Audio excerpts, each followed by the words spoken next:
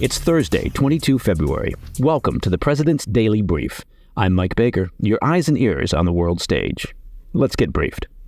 We'll kick things off in Europe, where farmer protests continue to sweep across the continent as the sector rebels against cheap Ukrainian agricultural imports, as well as extreme environmental policies being dictated from the EU.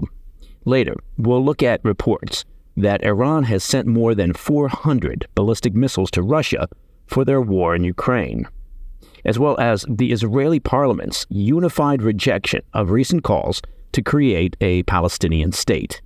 And finally, in today's back of the brief, a dual Russian-American citizen has reportedly been arrested in Russia on charges of treason for allegedly donating $51, that's $51 to Ukraine.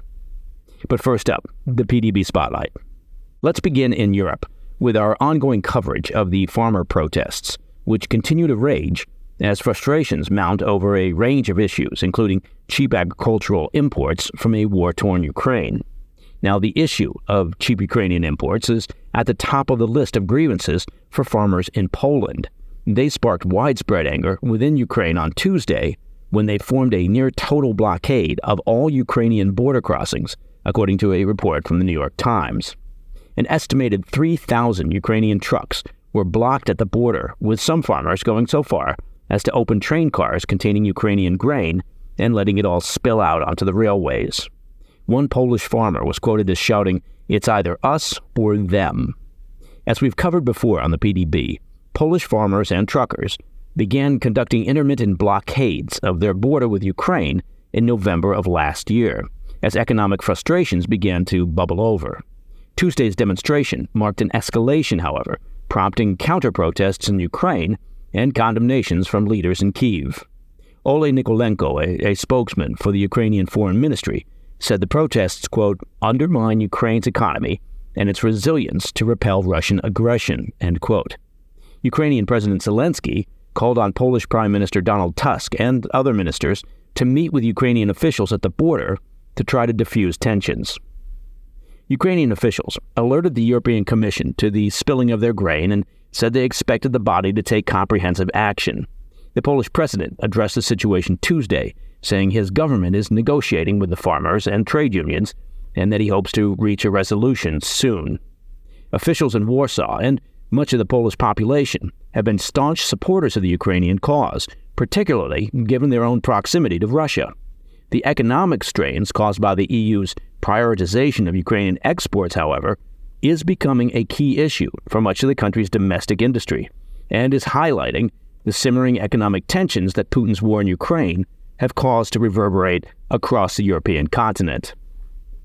Now, it's worth briefly revisiting how we arrived at this point.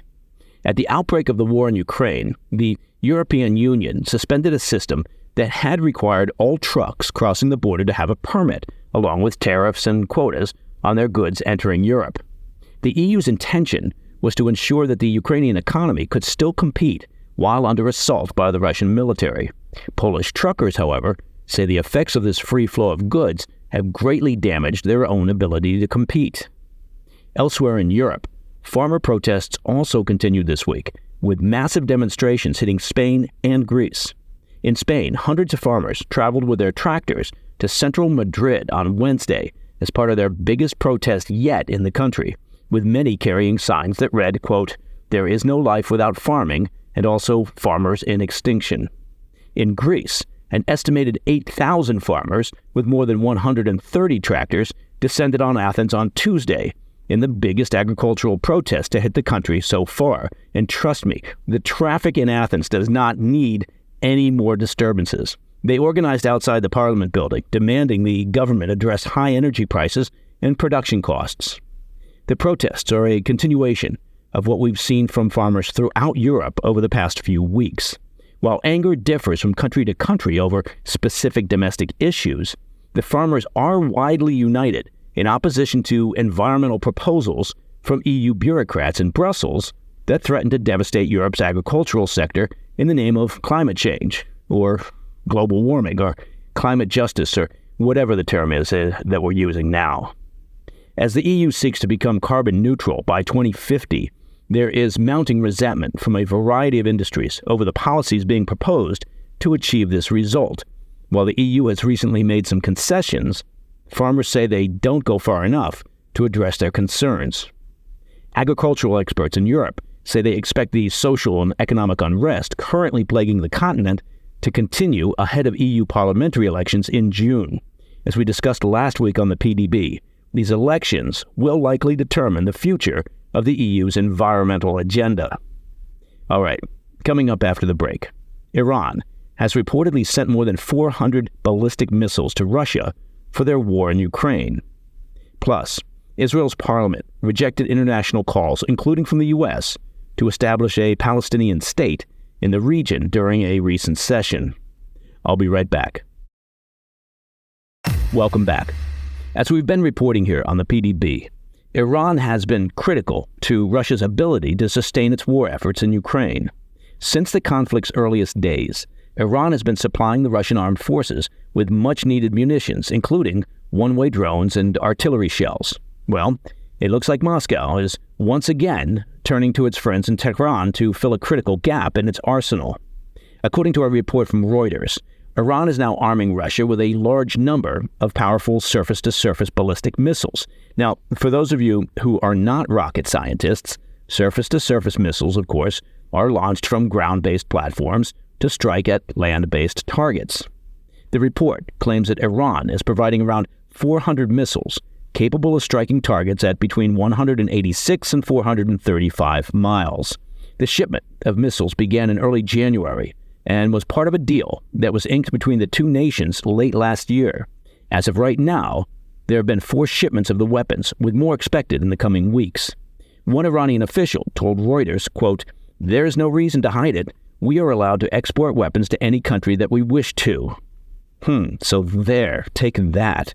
Russia has a huge appetite for these ballistic missiles because they've been central to their efforts to sap Ukraine's will to fight. This particular type of close-range missile is used to target Ukraine's civilian and critical infrastructure. According to estimates, Russia has launched over 10,000 missiles and drones at various targets around Ukraine. Now, as we've been reporting, Russia has also been acquiring ballistic missiles from North Korea, but apparently that hasn't been working out as well. According to reports from Ukrainian officials, the missiles Moscow sourced from Pyongyang are not as reliable as Russia had likely hoped. Yeah, you hope that the missiles you buy are going to be accurate. In recent weeks, Russia was only able to hit two targets after firing 24 North Korean missiles. Now, my math may be a little bit rusty, but I believe that is a success rate of only around 8%. Although, as they say in North Korean missile advertisements, 8% of the time, they're successful 100% of the time. It's a good marketing pitch. The Russian resupply comes at a precarious time for Ukraine, which is running low on air defense interceptors to defend its cities against missile attacks. Without more resources from Western nations, including, of course, the U.S., that shortfall in missile defense capabilities is likely to have an increasingly negative impact on Ukraine's ability to defend its civilian population and critical infrastructure. All right, turning now to the Middle East.